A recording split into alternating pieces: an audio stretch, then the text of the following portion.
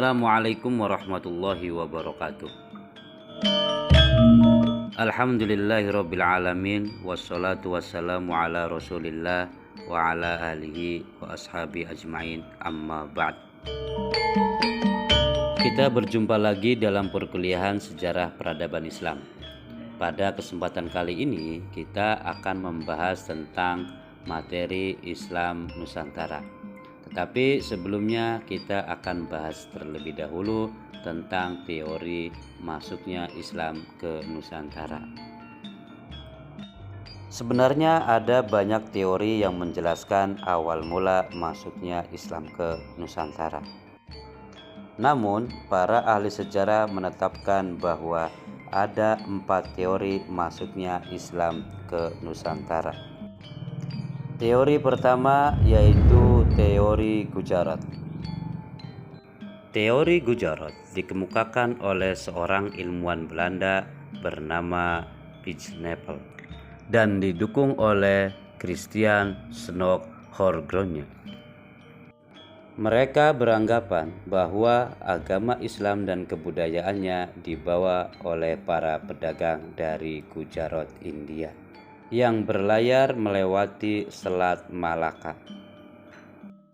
Teori ini juga menjelaskan bahwa Islam secara masif berkembang di Nusantara sekitar abad ke-13 Masehi melalui kontak para pedagang dan kerajaan Samudra Pasai yang menguasai Selat Malaka pada waktu itu.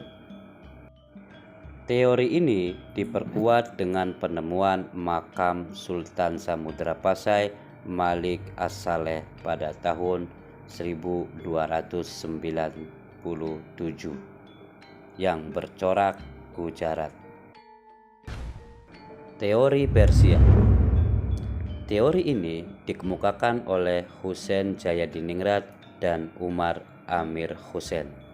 Mereka berpendapat bahwa Islam masuk ke Nusantara melalui para pedagang yang berasal dari Persia, bukan dari Gujarat, pada abad ke-13 Masehi. Karena terdapat beberapa kesamaan budaya dan tradisi di Nusantara dengan yang ada di Persia. Contohnya adalah peringatan 10 Muharram yang serupa dengan upacara peringatan bernama Tabwik atau Tabut di beberapa wilayah Sumatera. Teori Cina. Teori ini dikemukakan oleh Jean Bailly. Menurut teori ini, Islam berkembang di Nusantara berasal dari para perantau Tiongkok. Agama Islam sendiri berkembang di Cina pada masa dinasti Tang. Di daerah Kanton, Zhangzhou, Guangzhou, dan pesisir Cina bagian selatan telah terdapat sejumlah pemukiman Muslim. Teori Cina dikuatkan dengan adanya beberapa bukti, di antaranya penulisan gelar Raja-Raja Demak dengan istilah Cina dan masjid-masjid yang memiliki arsitektur Tiongkok. Teori Mekah. Teori ini didukung oleh beberapa tokoh seperti Buya Hamka dan Van Leer. Dalam teori ini dijelaskan bahwa Islam masuk ke Nusantara pada abad ke-7. Ajaran Islam dibawa langsung oleh para musafir dari Arab yang memiliki semangat untuk menyebarkan ajaran Islam ke seluruh dunia. Teori ini diperkuat dengan adanya sebuah perkampungan Arab di Barus, Sumatera Utara yang dikenal dengan nama Bandar Khalifah. Selain itu, di Samudra Pasai, mazhab yang digunakan adalah mazhab Syafi'i, yang sama dengan mazhab yang digunakan di Arab dan Mesir. Bukti lainnya adalah digunakannya gelar Al-Malik pada raja-raja Samudra Pasai.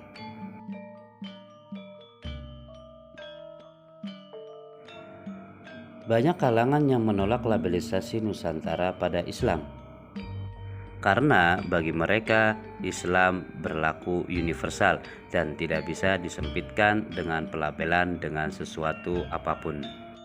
Lebih jauh, menambahkan kata Nusantara telah menghilangkan identitas rahmatan lil alamin dari Islam sebagai agama yang sempurna. Pendapat mereka tidak salah, namun sesungguhnya tidaklah relevan dengan apa yang menjadi substansi Islam Nusantara itu sendiri. Islam berarti penyerahan, kepatuhan, ketundukan, dan perdamaian. Sedangkan Nusantara adalah istilah yang menggambarkan wilayah kepulauan dari Sumatera hingga Papua. Kata ini berasal dari manuskrip berbahasa Jawa sekitar abad ke-12 sampai abad ke-16 sebagai konsep negara Majapahit. Sementara dalam literatur berbahasa Inggris abad ke-19, Nusantara merujuk pada Kepulauan Melayu. Ki Hajar Dewantoro memakai istilah ini pada abad 20-an sebagai salah satu rekomendasi untuk nama suatu wilayah Hindia Belanda. Melalui pengertian Islam dan Nusantara tersebut, maka Islam Nusantara merupakan ajaran agama yang terdapat dalam Al-Quran dan hadis yang dipraktekkan oleh Nabi Muhammad SAW yang diikuti oleh penduduk asli Nusantara atau orang yang berdomisili di dalam negara Indonesia. Lebih lanjut, Islam Nusantara memiliki 3 kemungkinan makna.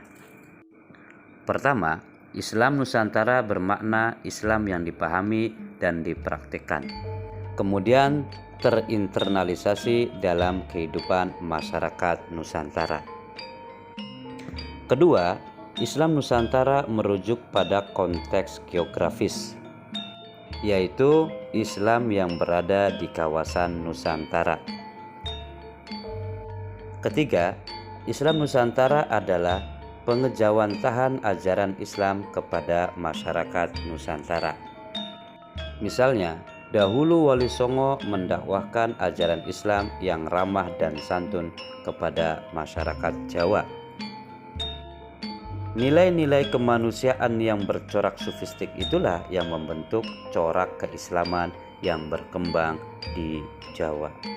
Kiai Haji Agil Siroj mendefinisikan Islam Nusantara sebagai Islam yang tidak menghapus budaya, Islam yang tidak memusuhi tradisi, dan Islam yang tidak menafikan atau menghilangkan kultur.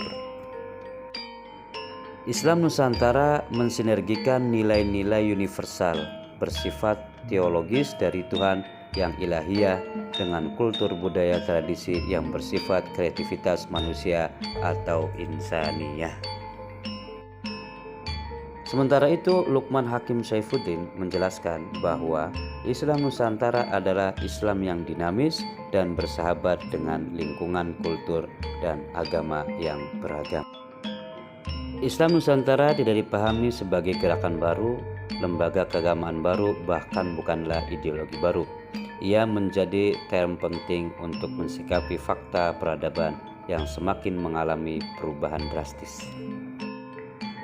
Demikian perkuliahan kita pada kesempatan kali ini. Sampai jumpa lagi. Terima kasih. Wallahul muwaffiq ila aqwamit thoriq. Wassalamualaikum warahmatullahi wabarakatuh.